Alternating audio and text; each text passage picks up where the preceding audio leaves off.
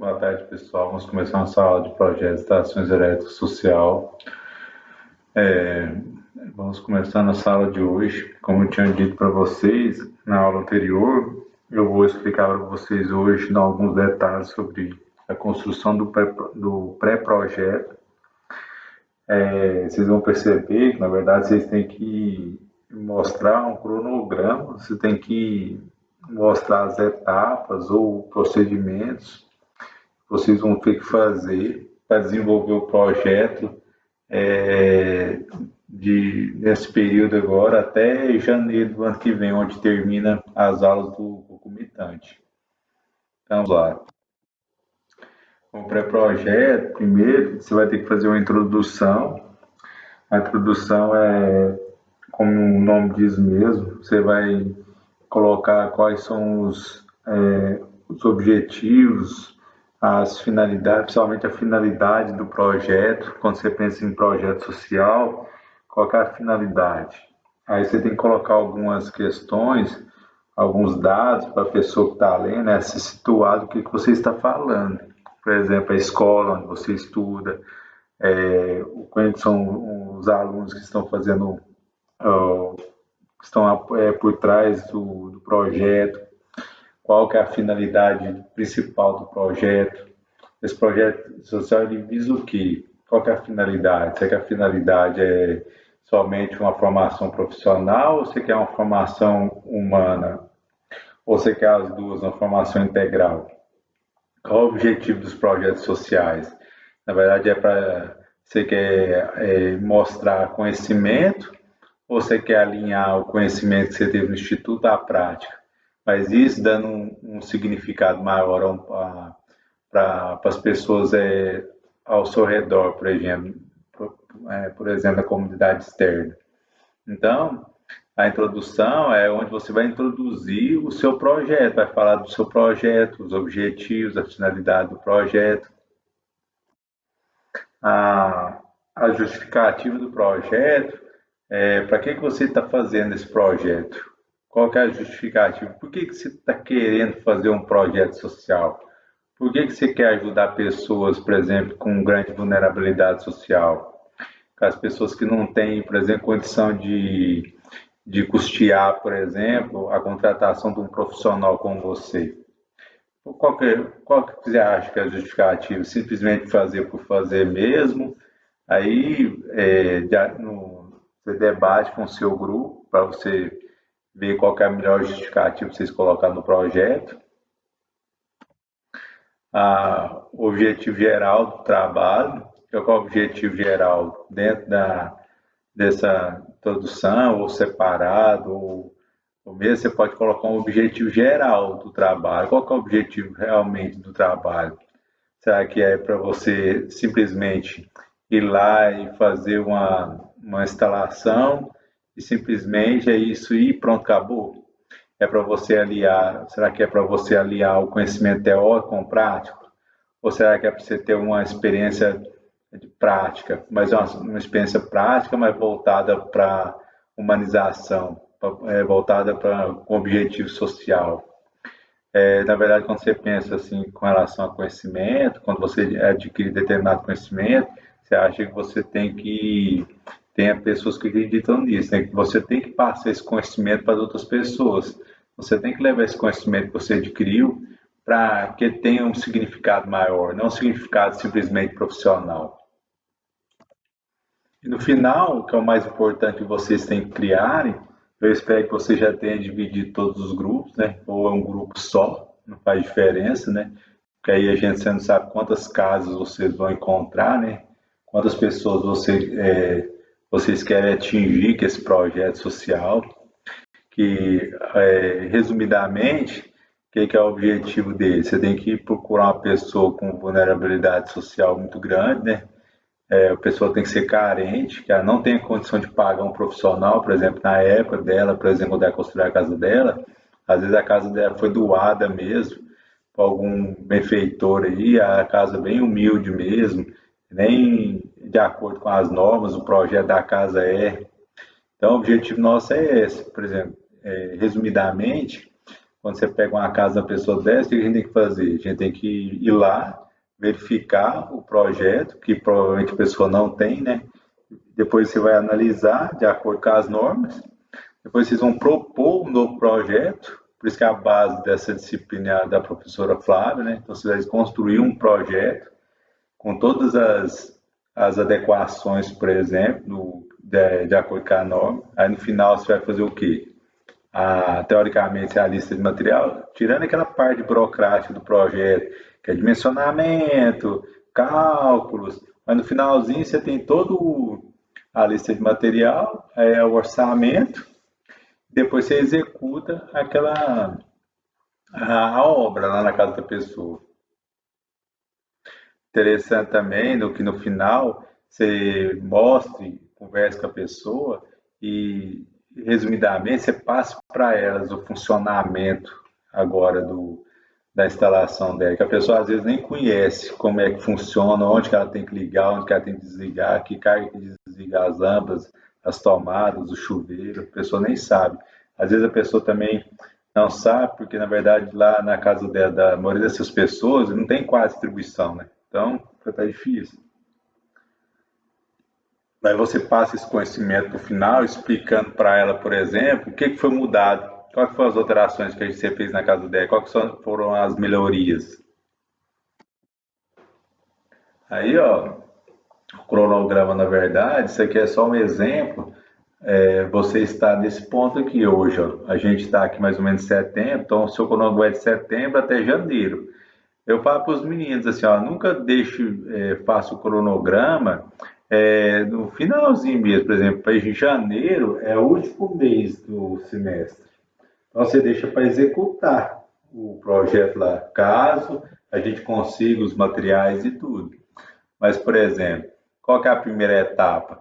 Aqui nos meninos, esse modelo aqui, ó, é o modelo integrado, por isso que é o ano todo. Aí você transforma para o seu. Aqui, ó, no modelo deles, está dividido em 15 etapas. Então, ó, dependendo da etapa, você leva mais. Aqui é também interessante você verificar, é que o cronograma ele pode estar em meses, semanas. Aqui, ó, está em semanas, ó, primeira, segunda, terceira, quarta semana do mês de março, abril, maio, até chegar em dezembro. Então, por exemplo, vou dar um exemplo para você. A primeira etapa desse, a primeira coisa que você tem que fazer no projeto, além de fazer aquela questão de desenhar o pré-projeto, que o pré-projeto não é um projeto ainda. Vou dar um exemplo para você, que é a primeira etapa. A primeira etapa, o início do projeto vai começar na primeira semana. Então, começou o projeto. O que a equipe tem que fazer primeiro? Nessa primeira etapa aqui, ó, os meninos colocaram aqui, por exemplo, a gente tem que encontrar a casa. Ao mesmo tempo que estava desse período aqui de um mês, deixou esse período todo para eles encontrar a casa, conversar com a pessoa, se a pessoa aceita, explicar qual era o objetivo do projeto, que não é uma coisa séria, porque além do projeto você tem que conseguir a questão financeira, tem que ver se vai ter os materiais, explicar direitinho, visitar a casa, tirar foto, se você já escolher a casa, se for essa mesmo, se você escolher várias casas, por exemplo. Aí depois a gente vê qual é a casa que tem a pessoa que tem mais vulnerabilidade social, mais carente, para receber o benefício. Então, por exemplo, aí nessa primeira etapa aqui, ó, 4 semanas para escolher a casa. Mas dentro dessas 4 semanas aqui, ó, ele já estava providenciando na segunda etapa o material que eles iam utilizar para fazer o projeto. Por exemplo, tem um software do CAD, você vai desenhar na mão. Ao mesmo tempo, na terceira etapa, ele já estava providenciando outra coisa que podia ser feita paralelamente. Por exemplo, já conseguiu a casa. Quem é que vai desenhar na terceira etapa? Aqui, ó? Quem é que vai lá na casa tirar as fotos da casa? Porque aqui, ó, se você conseguiu a casa na segunda semana, já poderia começar aqui, ó, ir lá na casa, tirar as fotos e tirar as medidas. Aqui, ó, tirar a foto, tirar as medidas, eles colocou mais ou menos na terceira etapa, até entrar em abril aqui, ó, foi 4 semanas. Então, você quer para você começar a entender que quem vai fazer isso aqui, ó, vai ser você. Aqui é uma coisa interessante aqui de você perceber, ó, cada etapa dessa aqui criada por eles, ó, você pode dividir em quantas a equipe quiser. Essa 12ª aqui, ó, por que ela já começou aqui no começo? Ó? Ela está bem no início aqui, ó, porque na verdade, essa aqui, ó, você vai desenvolvendo o projeto. Quem é que vai escrever o projeto? Quem é que vai lá colocar a introdução, objetivo, aqueles negócios tudo? Quem é que vai delinear os negócios tudo? Quem é que vai começar a escrever, a formatar o projeto? Então você começa aqui, por exemplo, você desenvolve isso aqui tudo, ó. Aí quando chega aqui, você fala assim, agora vamos começar a escrever. Não, tanto vai demorar. Você já tem foto, você já tem tudo, você já tem o começo, então você já começa a escrever. Quem que é a pessoa, quem que é você põe a foto da casa, põe a planta baixa já, que você desenhou, você já começa a escrever o relatório, que fica mais fácil. Aqui, ó, já que eles têm o ano todo, eles passam o ano todo fazendo relatório. Nessa etapa final aqui, ó, aí você fala assim, eles terminou o projeto aqui em novembro, inclusive a execução que começou no segundo semestre, por exemplo. Aí quando chegou aqui no finalzinho aqui, ó, que é o final que ele faz o relato de experiência, que é o modelo que eu entrego para eles, que nem é um modelo de um projeto mais complexo, é só um relato mesmo, o início, você mostra as fotos do início e mostra as fotos do final, como se fosse o antes e o depois. Você só explicando o que aconteceu, as mudanças, os problemas, nem tem dimensionamento, cálculo, não. Aí, ó, isso é para quem executa o projeto mesmo, né? Agora, para quem não executa, você tem que fazer o modo tradicional mesmo. A gente, vamos usar esse relato de experiência que é mais fácil. Aí depois eu mostro um modelo para vocês, que aí vocês só vai colocando os dados e formatando ele de maneira correta, que é mais fácil e é melhor também para a pessoa depois ela ler. No finalzinho aqui, ó, nessas 2 semanas aqui, ó, que eu estou contando para vocês aqui, ó, a semana que depois que eles terminou tudo, eles voltou na casa, explicou o que que ocorreu na casa, quais foram os problemas encontrados, o que a pessoa deve fazer, o que a pessoa não deve fazer mais para acontecer com esse problema, o que a pessoa tem que olhar de vez em quando para checar se está tendo problema ou não. Aí explicou qual que foi as alterações, quais foram os circuitos que eles colocaram. Às vezes a pessoa é bom também como de praxe, toda vez que você for fazer uma reforma, além de olhar as normas, você perguntar para a pessoa, você gostaria de uma tomada onde? Você gostaria de pôr uma tomada ali mais embaixo, mais em cima? Tá, seguindo as normas. Às vezes que a pessoa quer uma tomada lá perto da cama dela, vai engrudadinha lá, quer 2 tomadas, você não sabe. Às vezes é bom também perguntar para a pessoa, que é interessante, né?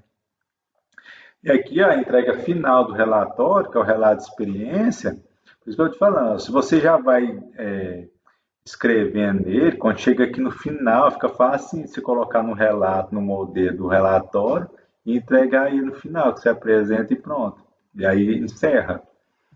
Isso tudo que eu te falei é uma sugestão. Você pode dividir aqui as etapas e quanto tempo você vai gastar. Agora, se você percebeu, não é uma hora eu falei assim para você, você tem que trazer na próxima semana o projeto. Não, você tem que me informar qual que são as suas etapas para a gente ir seguindo de semana em semana até no final, lá, até em dezembro, por exemplo.